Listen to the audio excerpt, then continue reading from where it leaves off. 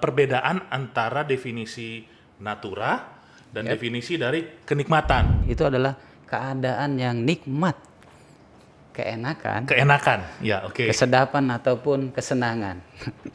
Natura dan kenikmatan apa saja Oke. yang dikecualikan? Ketentuan yang mengatur tentang seragam ini ada nggak, Ya. Pak? Beasiswa itu merupakan natura atau kenikmatan, dan apakah beasiswa tersebut objek pajak atau bukan?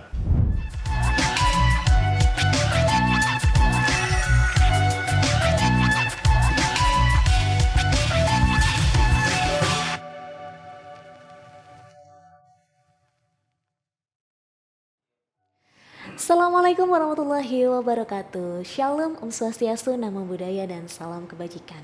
Hai kawan pajak, Let's Spot kembali lagi menyapa kawan pajak semua dengan materi yang tentunya lebih menarik daripada materi-materi sebelumnya.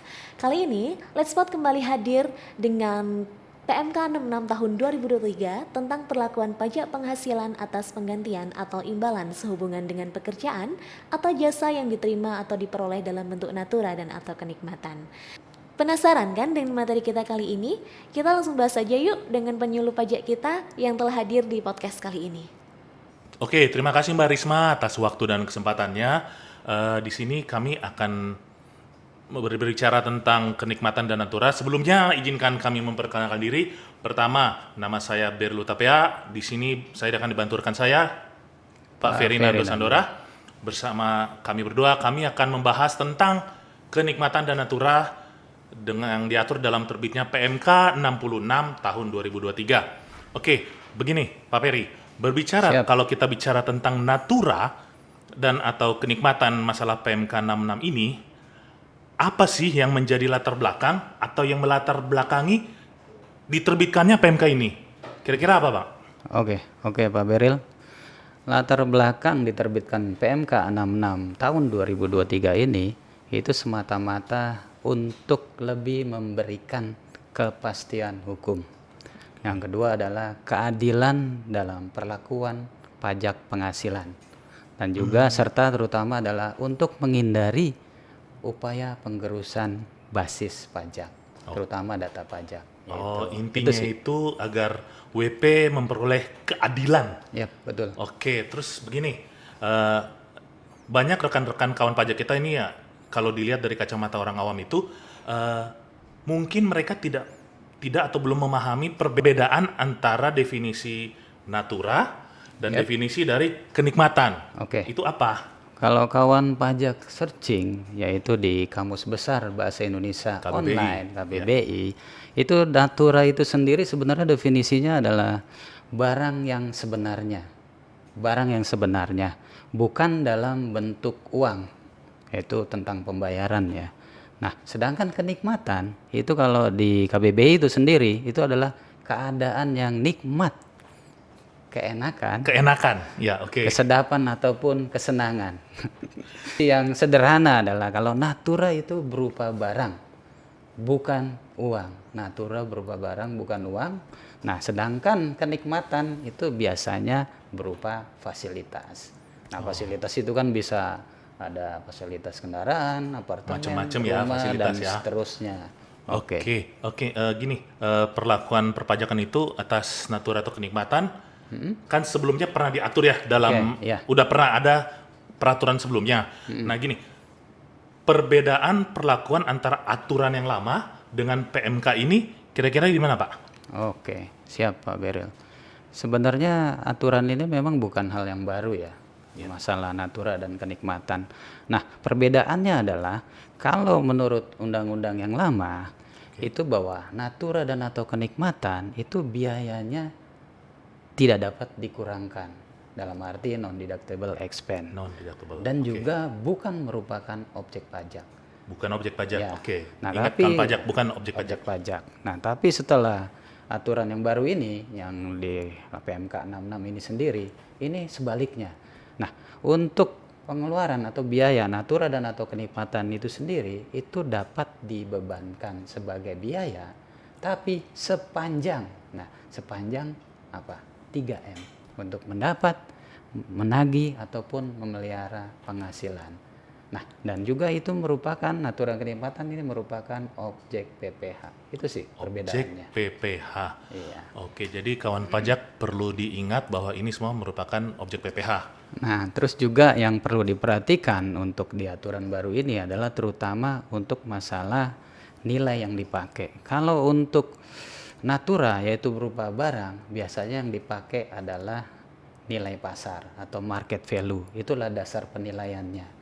Nah, sebaliknya kalaupun untuk untuk kenikmatan yaitu fasilitas, yang dilihat adalah actual cost. Actual cost dalam arti adalah seluruh biaya yang dikeluarkan oleh pemberi. Realnya yang Realnya. sebenarnya dikeluarkan. Oke.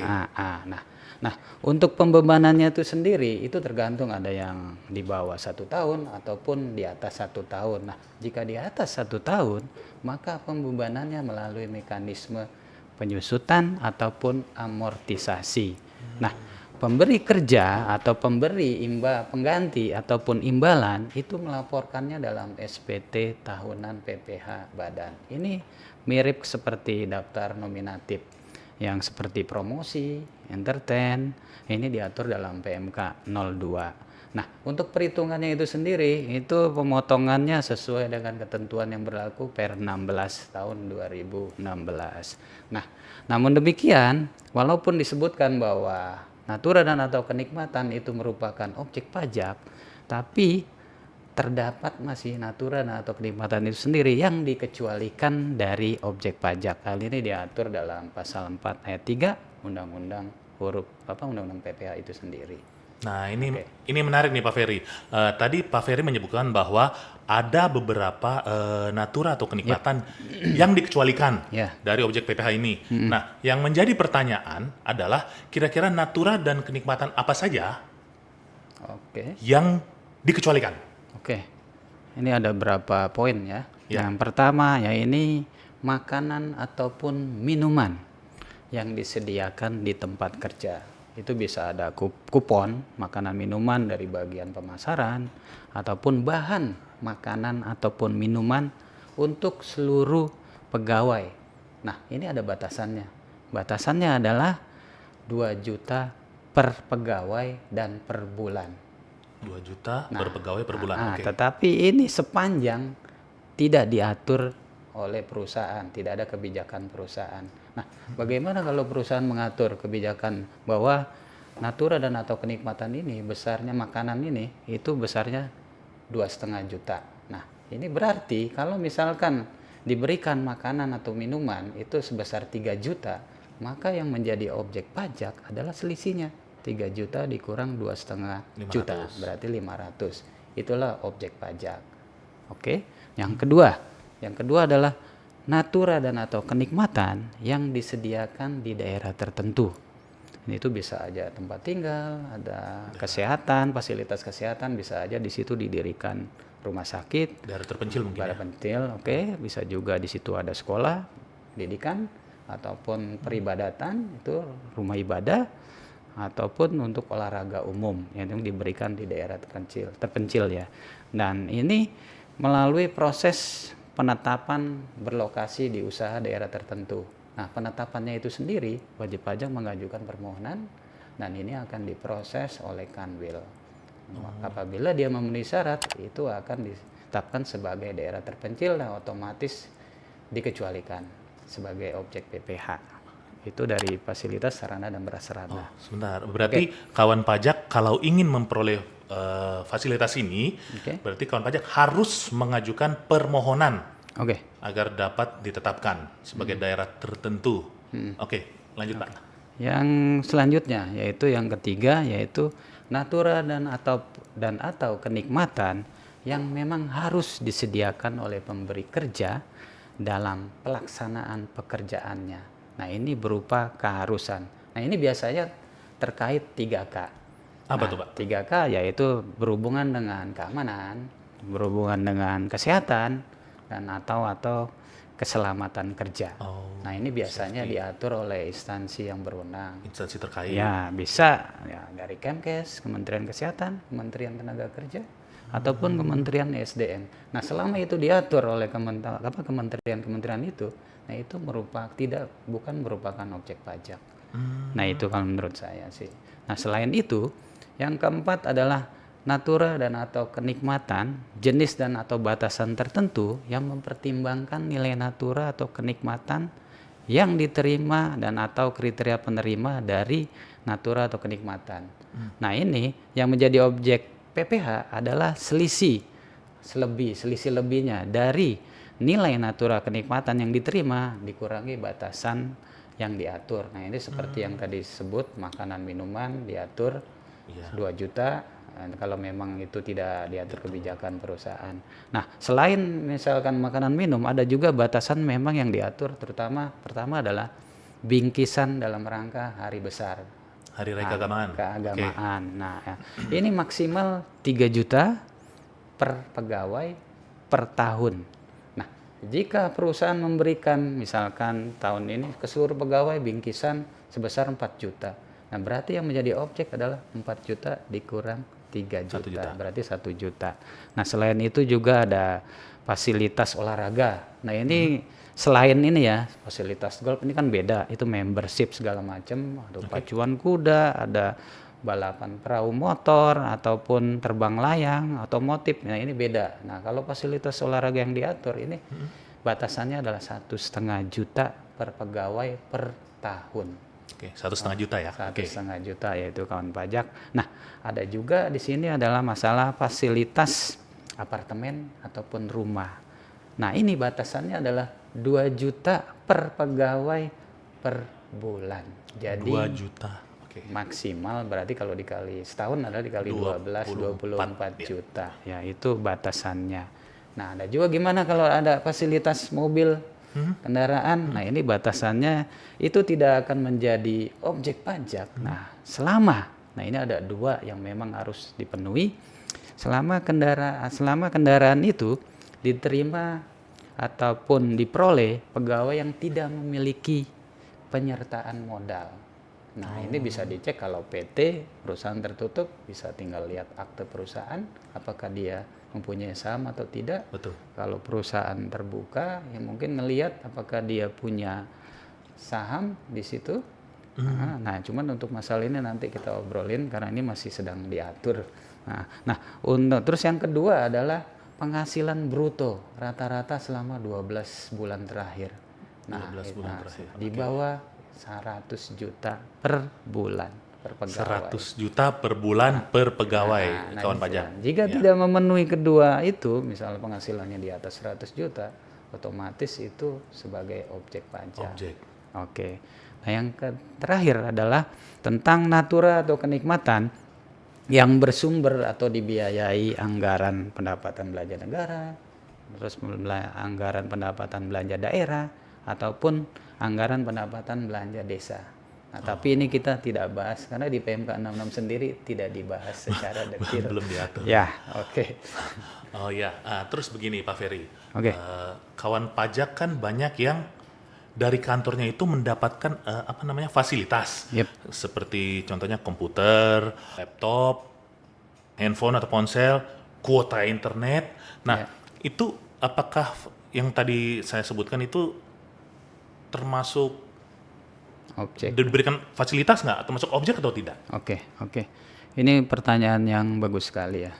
Nah, untuk laptop, komputer ataupun ponsel beserta yaitu dikasih pulsa atau sambungan internet, ini termasuk negatif list. Yang artinya ini dikecualikan dari objek PPh karena merupakan peralatan dan fasilitas kerja yang diberikan oleh kepegawai dalam pelaksanaan pekerjaannya. Tapi yang paling penting adalah kita mesti lihat batasannya. Nah, batasannya apa? Nah, ini selama diterima atau diperoleh pegawai. Itu yang pertama, selama diterima atau diperoleh pegawai. Kedua, menunjang pekerjaan pegawai. Dalam arti ya mungkin menambah kinerja dari pegawai itu sendiri yang otomatis berguna bagi perusahaan kan. Nah, yang perlu diperhatikan adalah bahwa alangkah baiknya ini kalau saya sih menyarankan ya sesuai dengan fungsi dan kegunaannya, dan untuk menghindarkan supaya dispute ataupun sengketa di kemudian hari itu mesti lihat nilai kewajarannya ya. Soalnya kan ada ya mungkin dia laptop dibutuhkan hanya untuk cuman buat surat, Excel, Word kan, cuman dia dikasih mungkin laptop yang harganya puluhan juta. Nah ini kan berarti nilai kewajarannya agak aneh kan. Nah itu sih kalau menurut saya. Oke. Tadi sebelumnya disebutkan tentang mobil. Ya. Gini, di banyak perusahaan karyawan-karyawan itu karyawan tertentu dia memperoleh fasilitas mobil dinas atau mobil buat operasional, mobil kantor lah istilahnya seperti itu. Nah, pertanyaannya adalah batasannya apa aja fasilitas kendaraan itu yang termasuk objek pajak atau bukan mobil dinas ini? Ya, gimana Pak? Untuk case ini yang perlu diperhatikan adalah 2 poinnya, yang seperti di awal yang sudah saya jelaskan, bahwa untuk mobil dinas ini sepanjang diterima oleh pegawai yang pertama adalah tidak memiliki penyertaan modal pada pemberi kerja itu. Nah itu bisa dilihat kalau tadi saya bilang PT tinggal lihat di aktenya, kalau perusahaan terbuka nanti tinggal lihat sahamnya, cuma nanti diatur kemudian. Nah yang kedua yaitu memiliki rata-rata penghasilan bruto selama 12 bulan terakhir, dan itu pasti naik turun kan penghasilannya. Selama 12 bulan terakhir penghasilannya memang sampai dengan 100 juta per pegawai per bulan. Nah kalau memang di atas ya itu berarti udah objek PPh. Nah itu masalah. Jadi otomatis kalau sepanjang 2 hal itu berarti masuk negatif list. Di luar itu berarti objek PPh. Nah itu sih menurut saya. Nah untuk penyertaan modal ini bagaimana? Ini terutama untuk yang perusahaan terbuka. Nah ini nanti nih ya akan ada penegasan tersendiri ya, khusus memang untuk yang perusahaan terbuka. Kalau untuk perusahaan tertutup jelas kita ngelihat aktenya. Nah kalau yang terbuka kita tunggu penegasan lebih lanjut dari kantor pusat tentang treatment atau perlakuannya yang berbeda antara biasanya nanti dilihat atur antara saham yang memiliki saham di bawah 5% ataupun di atas 5%. Nah, dengan aturan PMK 66 ini, maka Cap 220 tahun 2002 ini yang mengatur telepon, mengatur mobil, yang masalah penyusutan 50%, itu sudah tidak relevan lagi. Nah, jadi ini hanya masalah administratif yang nantinya Cap tersebut itu akan dicabut. Nah, terutama dicabut kan menunggu Cap yang baru. Berarti kita semua masih menunggu terbitnya peraturan Cap yang baru. Iya, betul sekali. Oke. Terus ada lagi nih, di beberapa perusahaan kan karyawannya itu dapat fasilitas seragam. Seragam atau pakaian kerja lah. Entah ada bagian yang seragam khusus safety kah atau apa. Terus pertanyaannya, ketentuan yang mengatur tentang seragam ini ada nggak Pak? Ya itu seperti udah disebutin sebelumnya. Nah secara ketentuan khusus ini kan pada PP 55 ya, ini 2022. Di sini disebut bahwa masalah seragam ini masuk dalam non taxable atau dikecualikan dari objek PPh, yaitu ini karena dimana memang seragam ini adalah bagian dari suatu keharusan pekerjaan. Nah dikecualikan ini sebenarnya ya ini terkait 3K yang sebelumnya saya bilang ya, masalah terkait keamanan, kesehatan, dan keselamatan kerja yang dikeluarkan instansi berwenang. Nah selama itu diatur oleh kementerian terkait, nah itu bukan objek pajak. Jadi yang saya tekankan adalah terkait 3K. Nah di luar 3K gimana? Saya menyarankan itu bisa dari sudut pandang berbeda ya. Saya menyarankan selama diatur untuk 3K, nah itu bukan objek pajak. Itu kalau menurut saya bukan objek pajak, itu non taxable. Jadi intinya kawan pajak memenuhi kriteria 3K tadi. Keselamatan kerja, kesehatan, keamanan. Ya. Oke, terus pertanyaan selanjutnya nih Pak. mungkin ada beberapa karyawan rekawan pajak itu memperoleh beasiswa. Oke. Nah, terus apa sih yang menjadi bentuk beasiswa itu merupakan natura atau kenikmatan, dan apakah beasiswa tersebut objek pajak atau bukan? Oke. Beasiswa itu sendiri sebenarnya tidak diatur dalam PMK 66. Oh, tidak diatur. Oke. Melainkan istilahnya les spesialis atau perlakuan khusus diatur kalau nggak salah dalam PMK 68 ayat 2020. Nah, sebenarnya ada 2 syarat kumulatif agar beasiswa itu bukan merupakan objek pajak. Apa tuh, Pak? Nah, oke. Pertama adalah harus diterima oleh penerima beasiswa yang merupakan warga negara Indonesia. Ya, catat kawan pajak ya, Oke. WNI. Jadi kalau WNA tidak berhak atas Nah, fasilitas ini. Nah, yang kedua, Oke. diberikan untuk mengikuti pendidikan formal ataupun pendidikan non formal yang dilaksanakan baik itu di dalam negeri ataupun di luar negeri. Oh, luar negeri boleh ya? Boleh dalam Oke. negeri, luar negeri boleh. Nah, selain di atas juga diatur ketentuan bahwa beasiswa yang dimaksud akan menjadi objek PPh.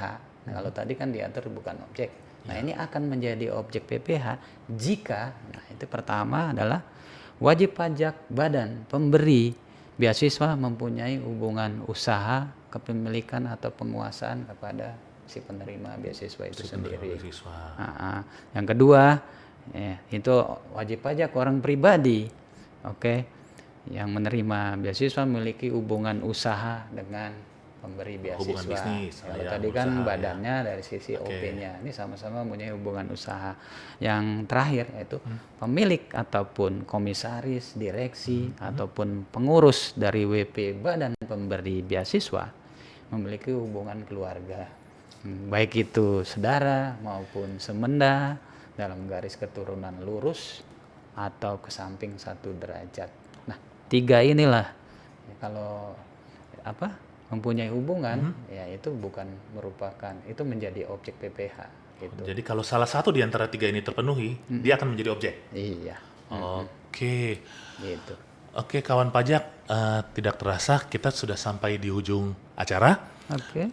Tapi masih ada satu nih pertanyaan yang sebagai pertanyaan penutup nih, Pak Peri. Pertanyaan Boleh ya? pertanyaan pamungkas mungkin. Pertanyaan pamungkas lah. Oke.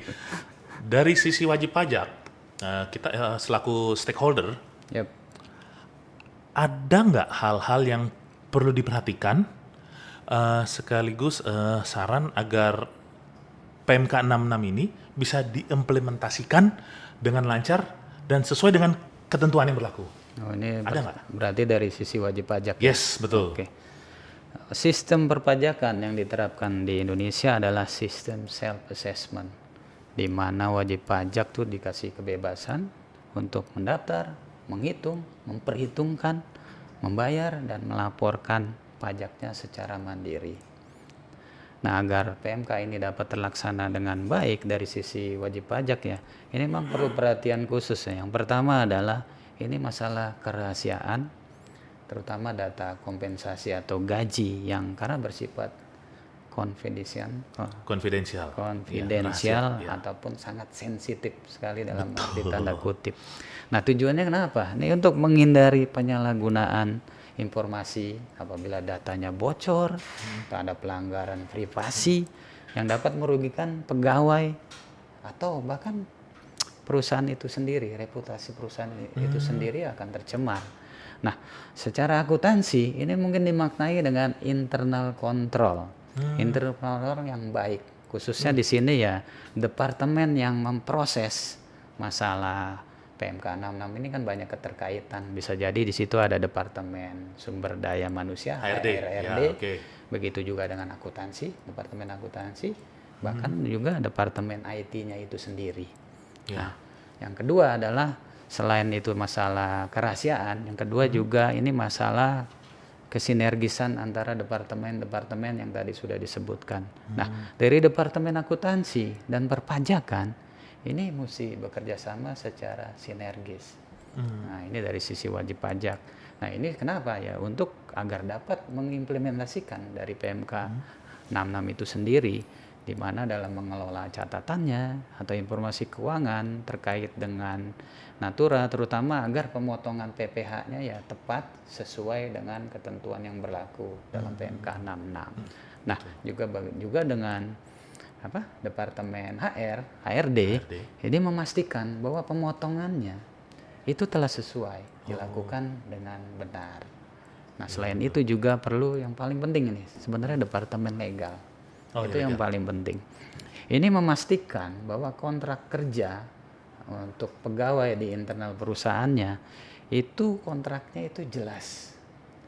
Pertama jelas, dia jelas terinci dan juga dapat mengakomodasi tentang ketentuan perpajakan terkait ini Natura dan atau kenikmatan ini. PMK 66 ini. Ini kenapa? Agar tidak terjadi dispute ataupun sengketa di kemudian hari. Nah, alangkah baiknya semua Natura atau kenikmatan yang diterima oleh pegawai itu dimasukkan dalam kontrak kerja.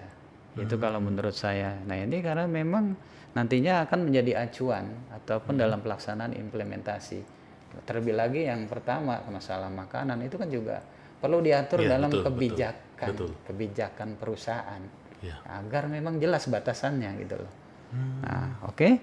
Nah, di situ pokoknya kolaborasi yang efektif antara departemen tersebut, departemen yang di atas itu memastikan kepatuhan perpajakan dan juga penggajiannya akurat, juga masalah kerahasiaan tadi yang seperti di awal saya bilang, dan juga memastikan bahwa si penerima yaitu karyawan pegawai itu take home pay-nya itu sesuai dan memenuhi ketentuan kewajiban perpajakan yang berlaku. Oke, nah sekarang yang menjadi permasalahan di sini adalah karena PMK 66 2023 ini berlaku 1 Juli 2023, maka yang perlu diperhatikan adalah bahwa penggantian atau imbalan sehubungan dengan pekerjaan atau jasa dalam bentuk Natura dan atau kenikmatan yang diperoleh 1 Januari 2023 sampai dengan 30 Juni 2023 itu belum dilakukan pemotongan PPh. Dalam arti dikecualikan. Betul. Nah, maka atas PPh yang timbul atas Natura dan atau kenikmatan tersebut ini wajib dihitung dan dibayar sendiri oleh pegawai penerima Natura dan atau kenikmatan. Nah, selain itu harus melaporkannya dalam tahunan. SPT orang pribadinya. Yang paling lambat ya Maret tahun berikutnya. Nah, inilah yang menjadi challenge, menjadi tantangan bagi DJP. Terutama dalam pengawasan. Nah, ini nanti bidangnya dalam seksi pengawasan, terutama account representatif. Oke, ini di masa periode 1 Januari 2023 sampai dengan 30 Juni 2023 ini karena memang itu belum diatur, maka ini diperlukan pengawasan dari sisi wajib pajaknya ya. Nah, Natura dan kenikmatan itu sendiri sebenarnya berlaku sejak 1 Januari 2022. Nah, oke.